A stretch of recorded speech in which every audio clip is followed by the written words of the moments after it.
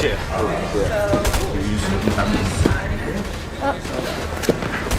So it's in the middle. It's left here. I'm gonna go slow.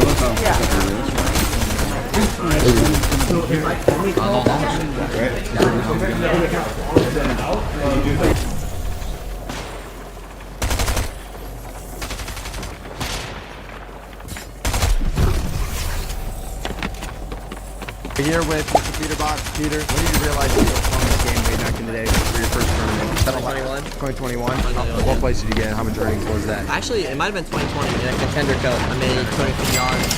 I started playing wagers, money and PayPal. Didn't realize you could just go crazy in the game, buy some stuff. Okay. I realized I could go pro after I got 7th in the summer games. Okay. You could just full send it. That's, yep, exactly. Okay. I knew I had it on the keyboard and I was just nice, so I knew I had it. Yeah? You just like knew you were crazy at the game? Oh yeah. Okay. I realized I would.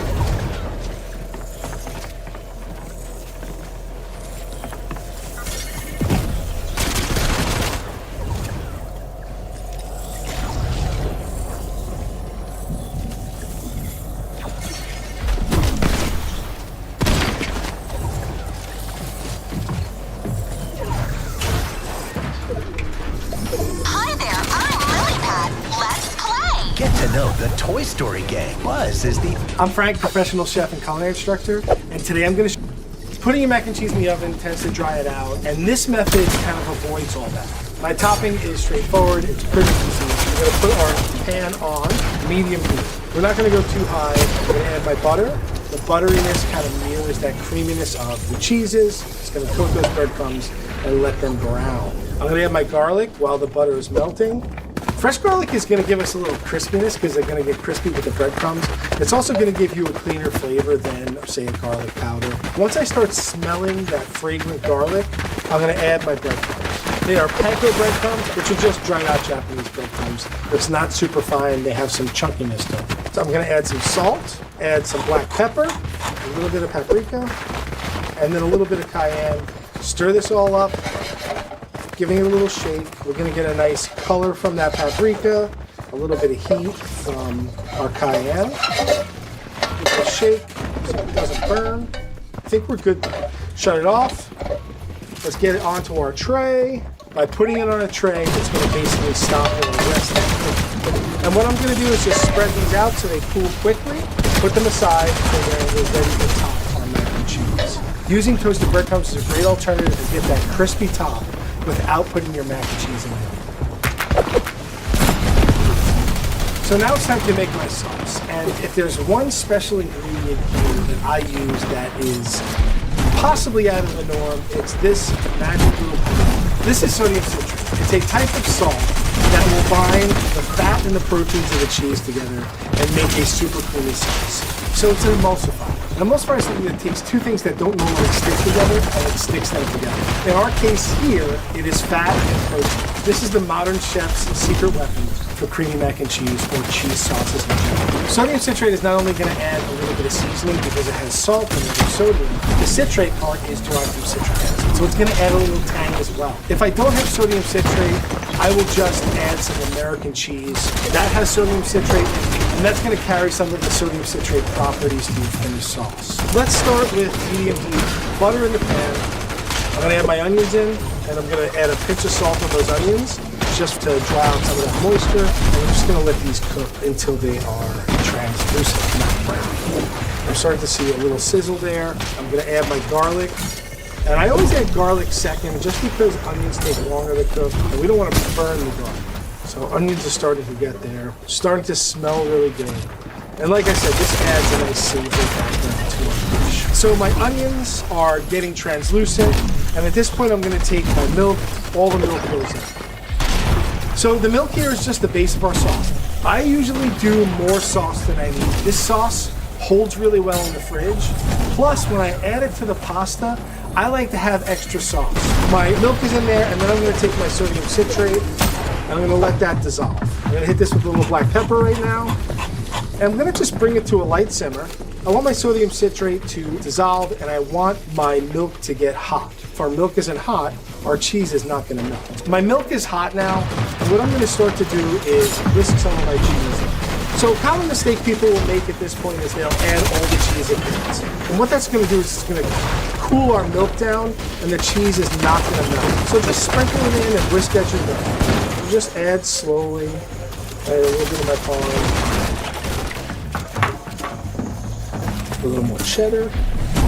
So my sauce is thickened up with the cheese, but as a final step, I'm going to add a stick blender in. I'm going to add my cream, and I'm going to add the last of my butter, and this is really going to smooth it. All right, it's looking pretty good. It's smooth, it's creamy. I don't mind if it's a little dense right now. If I think it's too thick, I can always add a little milk. But I like this density here because the denser it is, the less liquid's in there, and the less liquid that's in the pasta, it's gonna stay as a sauce. Look, we have a nice flowy sauce, right? I want you to listen. What do you hear? Nothing. Silence. That's what we want. No plopping, silence. We don't want ploppiness in our sauce. Time to assemble this. I have my nice cheesy sauce. I'm gonna lower it down. I don't want it to scorch. And now it's time to add the pasta. It's really simple at this point. You notice I have a lot of sauce for the amount of pasta.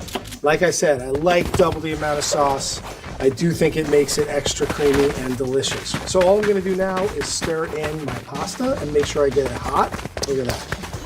Some of the sauce is gonna get soaked up by the pasta as it heats.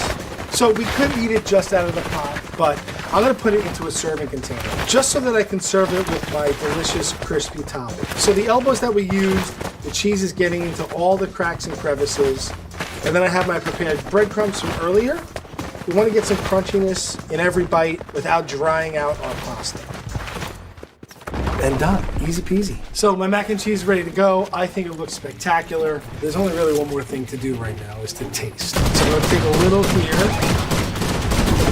Just look at it. It is not dry. The sauce is super rich, really cheesy. Taste a little bit of the garlic and onion in the sauce as well as the garlic and the topping. It gives it just the right amount of crunch with the maximum amount of saucy creaminess. That there is the ultimate mac and cheese. If your mac and cheese is stressing you out, you don't have to be an expert to bring it to the next level. Mac and cheese is comfort food. Use simple ingredients, use good technique, and it's gonna come out good every time.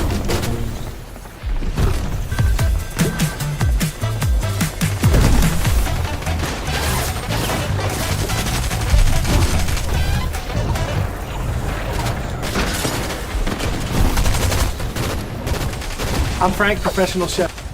The pasta is ready, and how do I know that? Because I took a piece and I put it in my mouth and tasted it. That's pretty much the... If you like a dried out brick where the sauce is kind of iffy, please, by all means, put it in the oven. What I like to do is make a crunchy topping that kind of hits those notes of that crispy cheese on top without it going in the oven. Putting your mac and cheese in the oven tends to dry it out, and this method kind of avoids all that. My topping is straightforward, it's pretty easy. We're gonna put our pan on medium heat. We're not gonna go too high. I'm gonna add my butter.